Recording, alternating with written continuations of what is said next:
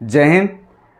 आपका स्वागत है बिट्टू रिसर्च सेंटर में। आप देखिएगा कि ये गुणनखंड का ये क्वेश्चन लेके आए हैं।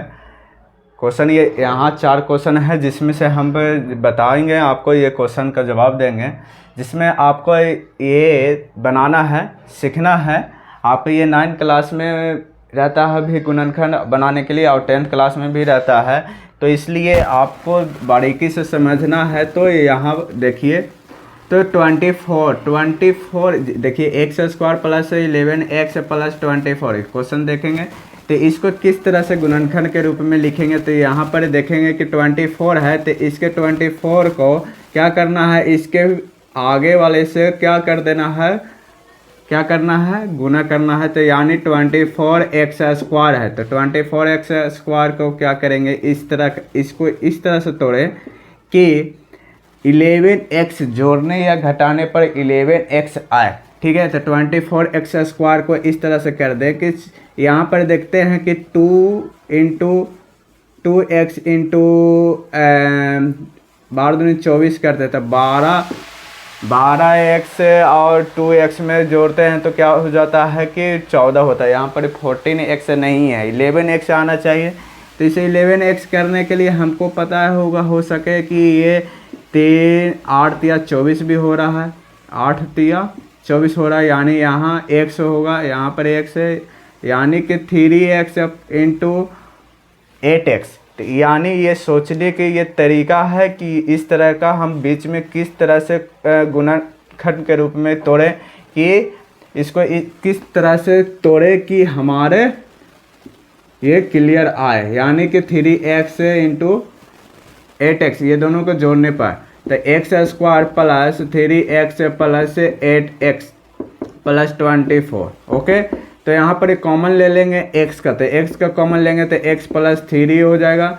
और x का कॉमन में जो भी लिए x प्लस 3, तो यहाँ पर x प्लस 3 लिख लेंगे। x प्लस 3 में जब लिखते हैं तो आपको ये पता चल रहा है कि प्लस से यहाँ पर कॉमन लेंगे 8। क्या लेंगे, 8।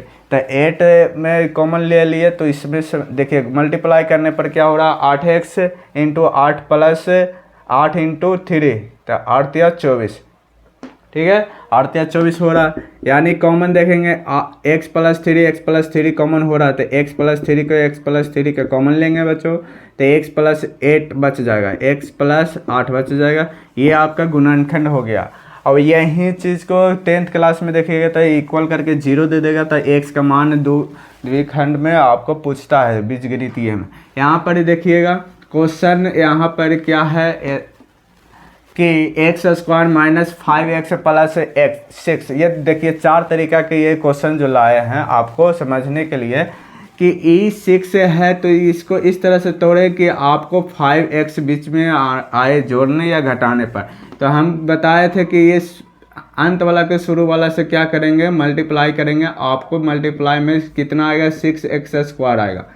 कितना आएगा, 6x स्क्वायर आएगा। इसको इस तरह से तोड़ दें कि हमें जोड़ने या घटाने पर -5x होना चाहिए, यानी कि 5x आना चाहिए, -5x आना चाहिए।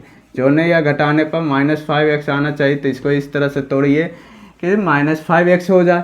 तो 2 या 6 आपको पता है, 3 दूनी 5 होगा। तो लेकिन हम किसके साथ में माइनस लिखे कि ये दोनों हो जाए प्लस, ये प्लस हो जाए, ये माइनस में रहे।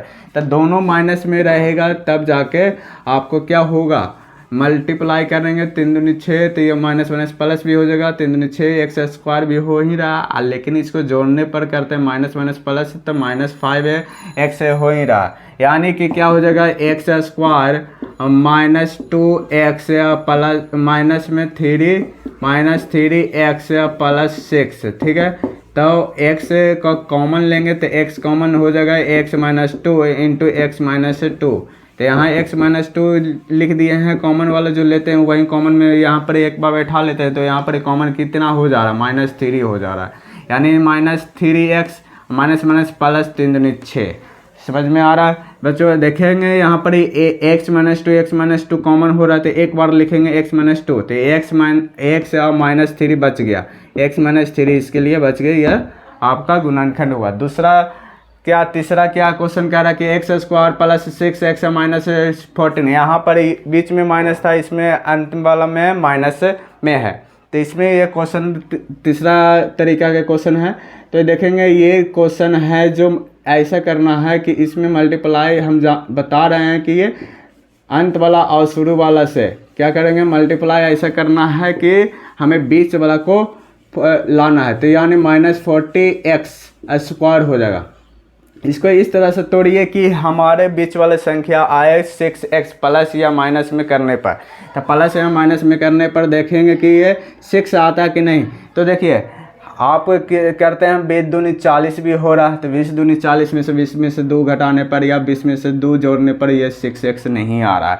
इसलिए हमको इसको किस रूप में करना है, 8 5 40 करते हैं। तो 8 5 40 से जोड़ते 8 5 14 हो जाता है, नहीं हो रहा। 8 में से 5 घटा देते तो 6x नहीं आ रहा है। यानी कि हमको क्या करना होगा, और भी तरीका अपनाना होगा कि इसमें कितना से हम करें कि 10 चौके 40 हो रहा है, यानी 10 चौके 40 कर रहे हैं।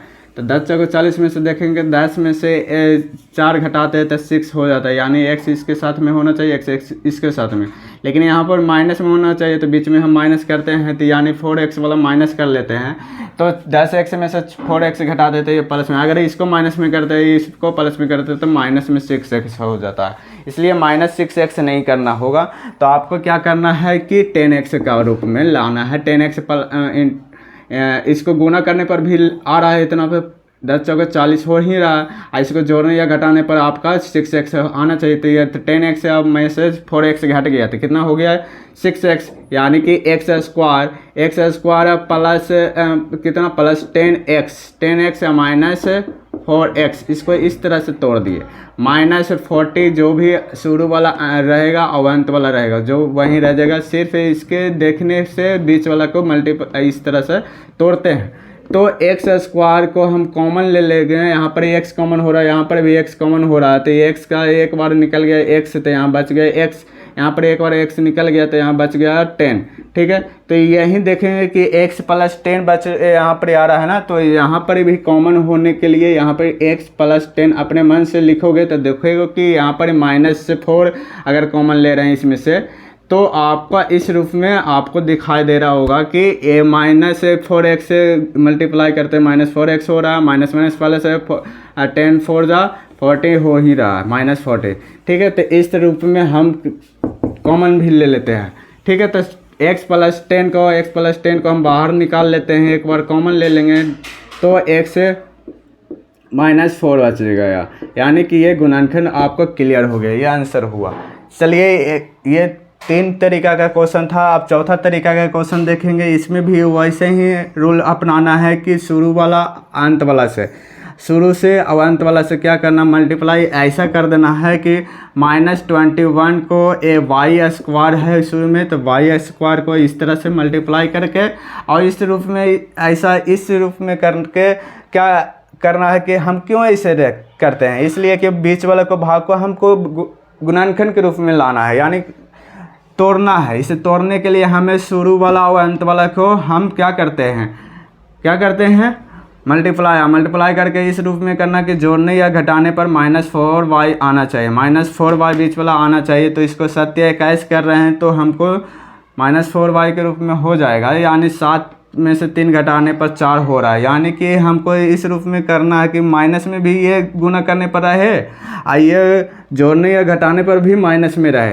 यानी हम किसको माइनस रखें या किसको प्लस रखें, तो माइनस प्लस माइनस जान ही रहा कि माइनस प्लस माइनस रखेंगे तो होगा माइनस में, ये माइनस में भी हो रहा है। और घटाने पर भी बड़ा संख्या मान ली 7 है या माइनस में है, तो बड़ा संख्या के साथ में देखो माइनस में है, तो माइनस में से 3 घटाने पर क्या होता है, -7 में से +3 घटाने पर -4 हो ही रहा है। यानी कि इसके साथ में y रहेगा, यानी कि y का होल स्क्वायर हो ही रहा है, y का स्क्वायर।